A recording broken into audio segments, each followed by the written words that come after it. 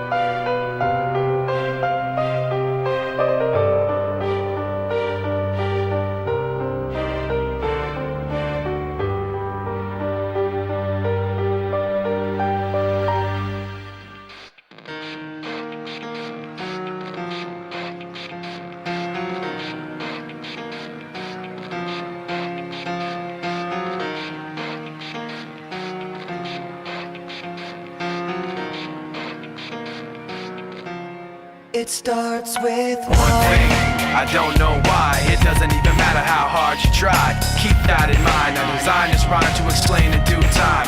All I know, time is a valuable thing. Watch it fly by as the pendulum swings. Watch it count down to the end of the day. The clock takes life away. It's so unreal. Didn't look out below. Watch the time go right out the window. Trying to hold on, didn't even know I wasted it all just to watch you go. I kept everything inside, and even though I tried, it all fell apart. What it meant to be will eventually be a memory of a time I tried so hard and got so far, but in the end, it doesn't even matter. I had to fall to lose it all, but in the end, it doesn't even matter. One thing, I don't know why. It doesn't even matter how hard you try. Keep that in mind. I designed this rhyme to remind myself how I tried so hard. In spite of the way you were mocking me, acting like I was part of your property, remembering all the times you fought with me, I'm surprised it got so. Things aren't the way they were before. You wouldn't even recognize me anymore. Not that you knew me back then, but it all comes back to me in the end. You kept everything inside, and even though I tried, it all fell apart. What it meant to me will eventually be a memory of a time when I tried so hard and got so far, but in the end, it doesn't even matter. I had to fall to lose it all, but in the end, it doesn't even matter. I've put my trust in you, pushed as far as I can go. For all this, there's only one thing you should know. I've put my trust in you, pushed as far as I can go. For all this, there's only one thing you should know. I tried so hard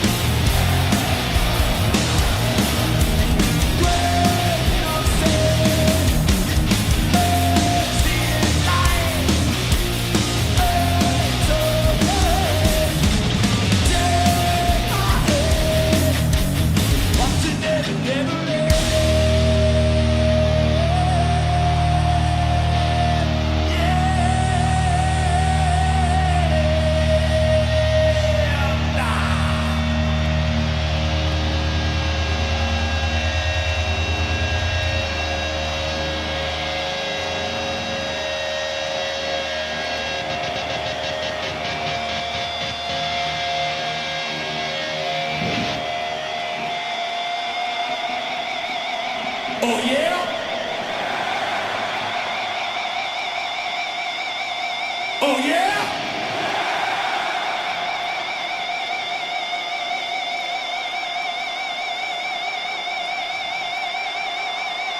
Oh yeah!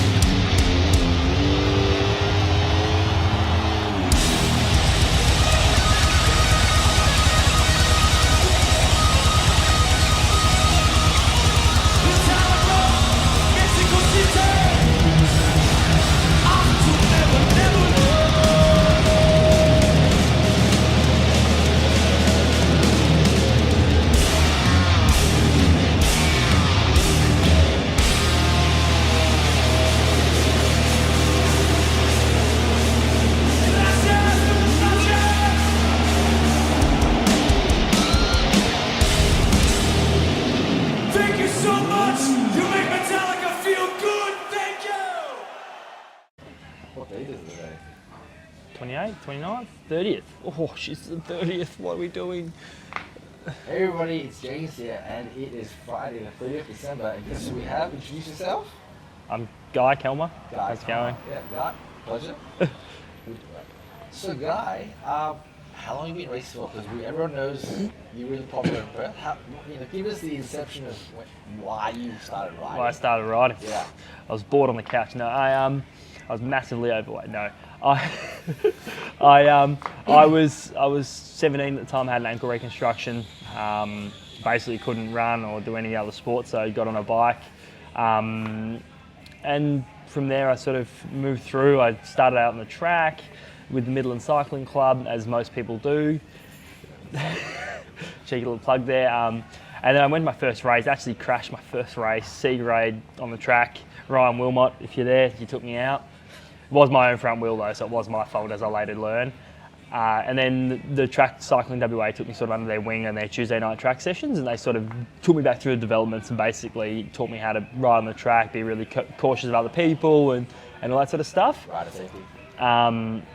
And then from there, I sort of just started racing. Really, I raced one C grade race, went up to a B grade race, didn't finish the B grade race, went straight to A grade race, finished top 10, and never went backwards ever since. I've only done 2 B grade races in my life.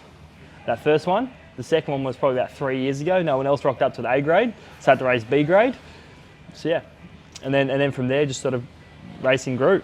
So after your soiree with track and racing A grade, when did you go to race on Conti level? So from there, I went through the normal pathways. We were really lucky at the time. We had sort of 2 major teams. Yep. So we had Wormel Civil and Arbitrage, yep, and also Plan B or Saddleist or Navitas Saddleist that we grew to know. And then really, so you'd go over most of the time, January, you go over the road nationals, like most people are getting ready for at the moment. I would then just started racing NRS with Wormel Civil. Yeah. And then after that, I spent 3 months in Melbourne with them, just sort of based out of there because we did 3 or 4 big races along there. Mm-hmm. Crashed every single race. And then from there, that's when OTOC, now known as CDF, started. So we had an absolutely stacked team. I was merely a support rider in the first race of the NRS series the next year, and that's when I won my first NRS race, which was probably my biggest goal when I started cycling, was to to podium or do something decent at NRS level. And then you went to... And then the year after that, overseas. yeah. So then I actually sort of grew out of love with the sport a little bit. Went back and played soccer again. Yeah. Got injured again. and then eventually came back on the bike for Tour of Tassie, I think it was, that year. Really good. Another time for another story. That tour was great fun. And then from that next year, I went Conti level with the Taki team Gusto. So is it true that you were on the same team as Jai, Hindley, and Tadej Pogacar? Well, so Jai was on the team in the 2016. I don't think Tadej joined the team until 2018 after I'd already left. But yes, one of the only few teams that's probably still kicking about that's got 2 Grand Tour winners on it. Grand Tour winners. Yeah. So, after riding Conti level, what happened after that? So I, on brutal honesty, I realised the lifestyle wasn't for me. I can't sit still. I couldn't go to Europe, do the riding thing, sit in your room all day. It's also really difficult. You know, at that level, you're treated as a pro, but you don't get any money. What? So if you're a young rider, Kalma is dropping truth bombs. So you're treated as a pro, but not getting paid. Yeah, but not getting paid. Yeah. That's brutal reality. Yeah, brutal reality really, and you've got to train pretty hard to get through. And yes, I realised quite quickly it wasn't for me. I was only 21 at the time, I think. I then went and called up the team and said, hey, like, this isn't for me. Give someone else an opportunity that might want it more than me in this scenario. I only had a year left at university and all that sort of stuff. So I was like, oh, let's just keep trucking on in life. And I kept on riding my bike though, because I love riding it. Yeah, so that's sort of how I finished up. So you came back to Perth, and then you're now affiliated with Pedal Mafia? Yeah, so they instantly just, I'd met Jay probably a year earlier on their sort of Christmas New Year's ride, and he said whoever wins the sprints gets a free pair of socks. I won all the sprints. Yeah. So I actually went around to his house later that day, and he flipped me a little bit of kit and stuff, and ever since really 2017 he's fully supported me 100%, and really appreciate it for what they've done for me, and what the team, and the growth that I've seen in the business over that now 5-year period. It's been unreal. Yeah, I mean, Jay's supporting local cycling in Perth, so thanks for that, Jay. And so it's an interesting question, because obviously you ride for Pedal Mafia, but then last year when you won the Tour of Murray River, you were riding for Unicorn Racing, and you still riding for them. What's the backstory for that? So probably 5 years ago, I think it was, I ran into the Unicorn guys. Really, really nice bunch of guys. Really good fun to be around. And they just sort of helped me out. They just like paid for my com and stuff like that. And I was actually racing with other teams. And then eventually they got me to sign on the dotted line, the proverbial dotted line, saying like, you're going to be racing for us for the next infinity years. And so, so they basically just sort of, pay for our accommodation for the year. It's not a cheap exercise, that Tour of Murray River. So yeah, they just sort of, really just helped me out in that sense. They basically just got me to ride for them. And if you want to cough up the money, you can get me on your team. There you go, you heard it first. Yeah, a guy, if you want to pay for Guy, he'll ride for you. Yeah? So, this year's Tour of Murray River, how'd you guys go? You came... I've got no idea. I can't even remember. No, I think we came third in the end. I feel like we had an absolutely honking final time trial.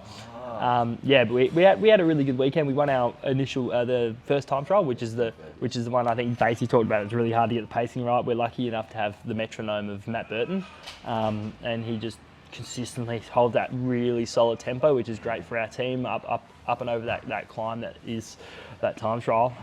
He's a time trialist, so he's good at holding sustained watts. So that was really good. We won that, and then had some really good individual breakthroughs. For myself, being able to stay with a few of the CDF kids up over the little climbs there and stuff like that. I'm not sure how many watts they were doing, but they were doing a few. It's always harsh when you're looking down and you're like, I'm in the box, and you see someone attacking you. But yeah, you just know my mentality is you just got to go harder. If you're getting dropped. Go harder. When you get dropped, go harder. That's that kind of tip. Yeah. And Boxing Day Puppers. Yeah. So approaching that right dog leg along Port Beach, we see you take a huge turn and then you pull off. What was that? So I unfortunately punched it at the end of Shelley, and I tried to fix it. I've got tubeless, so sort of punch it, and then I've I've put the actual plug in the tyre, and I've gone to put my canister on, but the thing was already open, so I put my canister in. As soon as it punctured, it just went, poof, all the air came straight out. I was like, oh, sick. So I eventually got back on the bunch, just, you know, that little shortcut after Shelley there, just took that just to be able to get back on because I was trying to fix my tyre. I only had about 20-25 PSI on my rear tyre for the rest of the ride. So that's the only reason why I didn't get my comeback on the cardiac, I'll say. Apart from the fact I was grovelling on the wheel, harder than ever. And then unfortunately, because I had the puncture, I wasn't able to hit that last corner as everyone else would. So I attacked sort of just at coming up that little rise in Port Beach there at Leighton. And yeah, well, I told Durbo to get on the wheel, but he decided not to. He would have won otherwise, if I believe so. But yeah, so yeah, that's what happened at the end of Boxing Day Puppers this year. Unfortunately, I didn't get the year I wanted, but you know, there's always next year. Yeah, and if you're watching, Sam Wolfsford's 2 Truths 1 Lie, Sam can't hit 2,000 watts. Okay, so just in case you're wondering, that's the lie. Only 1998 probably. I think that was a 40-pound unit, Sam. But yeah, so that means he does stream Twitch, like Call of Duty. Yeah. CSGO, I think Sam said to me, and this is the third Boxing Day Papa Sam has won. Yeah. And I guess another question I'd like to ask guys, so when you were at this racing at an elite level, like Conti level, how did you kind of deal with like the stress? You know, how did you push through when you hit that barrier? Yeah, so I was a big believer, like especially with like it depends on what you're talking about, racing or training. Training wise, I was a big believer in there's always another day. So if you felt like you had to have a day off, you should just have a day off. Okay. Like if it becomes a week off, then you got to start asking questions about. I was the king of short course training, I call it, where I had a get fit quick program, which involved a lot of gym and just some rides. Yeah, so basically nearly 300 single legged squats nearly every day with a bunch of riding in as well would get you pretty fit, pretty quick. Pretty stacked, pretty fast, but no, and so that's the mentality of training. If you're starting to get stressed in training, you're like, oh, I don't really want to do it, or you know, starting to just have a day off, go do something you want to do. You know, well, like a lot of these guys, even myself included, I'd say, oh, I want to have a day off, I want to do something else, but what do I actually want to do? Like when you have a day off work, what do you think about all day? Like, what do? You might go cook and you might go do something that's outside of it. My hobby was riding my bike and racing my bike.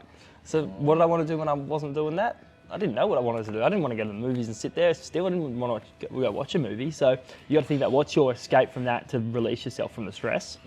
I don't really know because I don't really get that overly stressed very often. And then the other one in racing.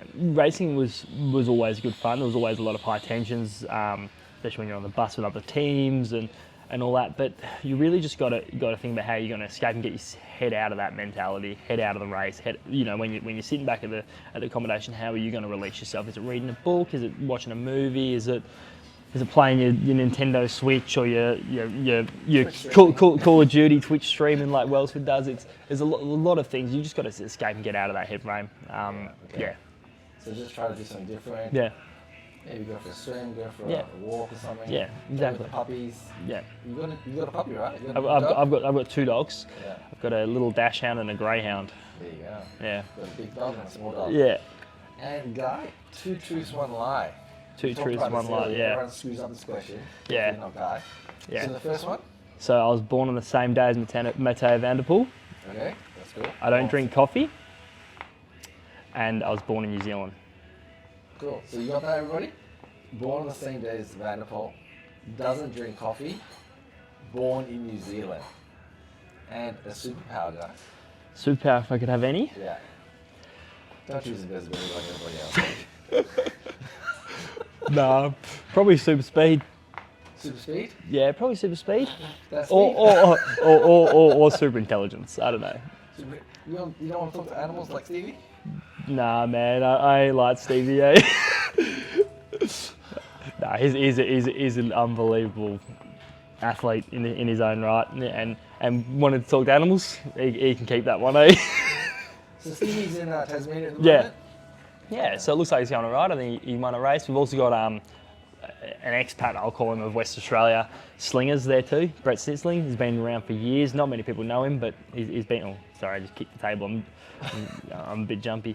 Nah, so slingers is over there as well. So we've got 2 PM athletes. kicking around and racing. So no, it's a really great event. And if you want to risk not doing Boxing Day Puppers, which I absolutely will never miss, yeah, you can go over and do Tassie Carnivals, and it's such a great event. And how did you become the face of Boxing Day Puppers, giving the prologue speech? What's the backstory to that? I can definitely tell you now, I'm not the face of anything, or Boxing Day Puppers. No, it was purely, so 2015, I remember we had a really, really dangerous year. I think 3 people broke a collarbone. It was just really bad, really dangerous. So through that whole 2016 year, before the Boxing Day Puppers of 2016, a lot of the older codgers came up to me and we're having chats and we really need to probably make it a bit safer. Like, how are we going to do that? Someone needs to say something. And ultimately, I was just stood there like a deer in the headlights. Like, all right, I'll say something then. So what rolled up to the front and just gave a speech, really just about safety.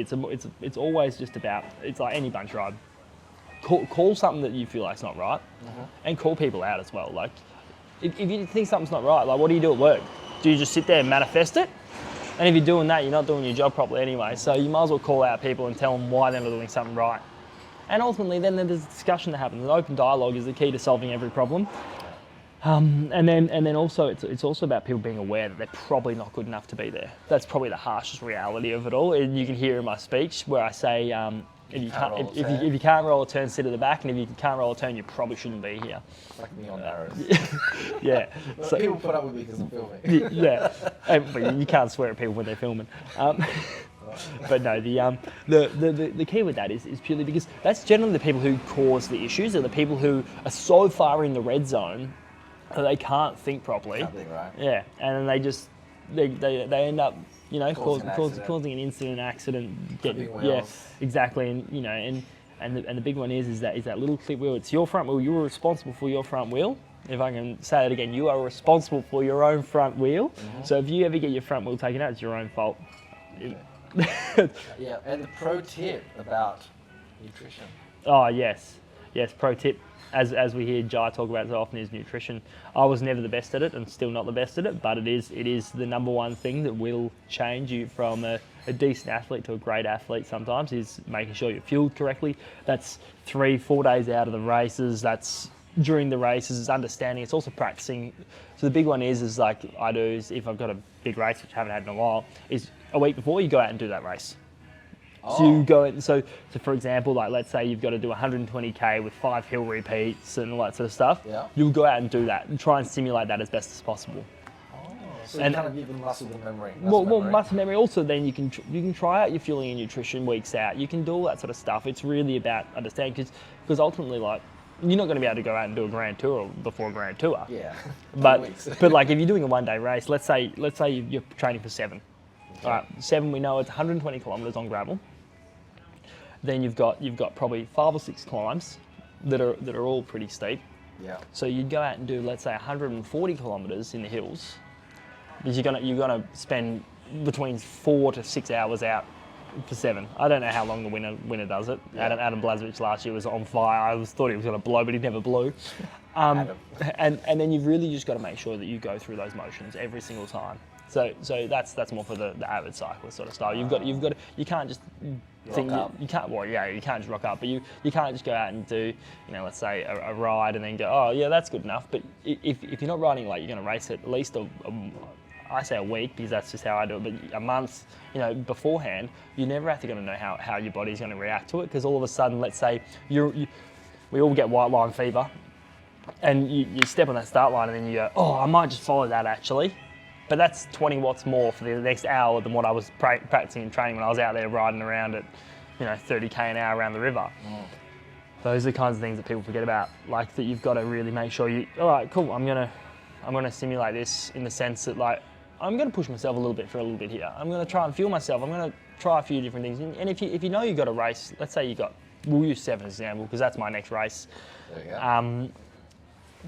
For the next couple of weeks, I'll be doing between 120 to 140 k's every Saturday, because we all work. We don't have time to go out training during the week like some people. Mm-hmm. And so that my idea of that is to build that to maybe about 150 k's on the road. So I'm getting that between 4.5, 5 hours in. Yeah. And then from there I'll be able to do simulations of it, sort of thing. So going out, and if it's going out and doing like a Death Valley loop. So having a power meter is definitely ideal to kind of. I don't run a head unit or He anything. doesn't even run a head unit. He's giving you advice. It's really, yeah, I'm a, as I said before, if you're getting dropped, you've got to go harder. These are the project. If you're getting dropped, you gotta go harder. Yeah, getting dropped. Take supplements. Yeah, no. So yeah, if you're getting dropped, you got to go harder. Don't look at power. Ultimately, it's a great training tool. So it's a good tool as long as you're using the same consistent data every single time. It's a great training tool, and that's why I tell all the young guys that roll up next to me. They go, "Oh, why don't you have a head unit? Why don't you have this?" And I go, if you're doing specified and training, you are gonna need a power meter. Yeah. And that's the nature of it. If you want to understand how your body's recovering and all those other aspects of it, this is a great tool. For me, what I'm doing, it's not really a tool that I need. I know now. Your threshold, your limits. Well, ultimately, like where you are. I'll take myself out the hills and I'll go blow myself up and I'll recover and then I'll blow myself up again and that's how it is. And you can sort of learn your body, and that's what you got to do. Like a lot of these guys, sure, they'll be looking at their data. You'll see them in the Grand Tours. Is a very different scenario to like a one-day race and all that sort of stuff, because ultimately a one-day race is, if you're getting dropped, you're not going good enough. So it doesn't matter what data you're doing. Right. So you see these guys in the Grand Tours looking through their screen, sure, because they've got to think about tomorrow, the next day, the day after that. They've got to think 3-4 days ahead. They can't blow themselves up. Exactly, and there's always opportunity if they do blow themselves up to move forward. But if you think about a person doing Roubaix, they're not going to look at their head unit and go, "I'm doing 400 watts right now, and I'm getting shelled." Just hold the wheel. Exactly. They're just like, "I want to hold on to that wheel. I'm staying there." They're not looking at their thing going, "Oh, I'm doing 400 watts. I should sit up because I'm going too many watts." And you got to try things. As a young person, you got to try things. You got to just go for it. Yeah. Sometimes just, as you see a lot of times, the pros will pull the thing out of the ear and just, Shut up. shut up there, yes, go. No, it's a great tool for if used correctly. If not used correctly, it can be a really negative tool as well. So if you're implementing it with a coach, training program that you're following, I was never very good at that, Brad, was I? But we're really lucky in Perth. We've got some really great people who understand that sort of stuff, and they're a lot more expertise than me.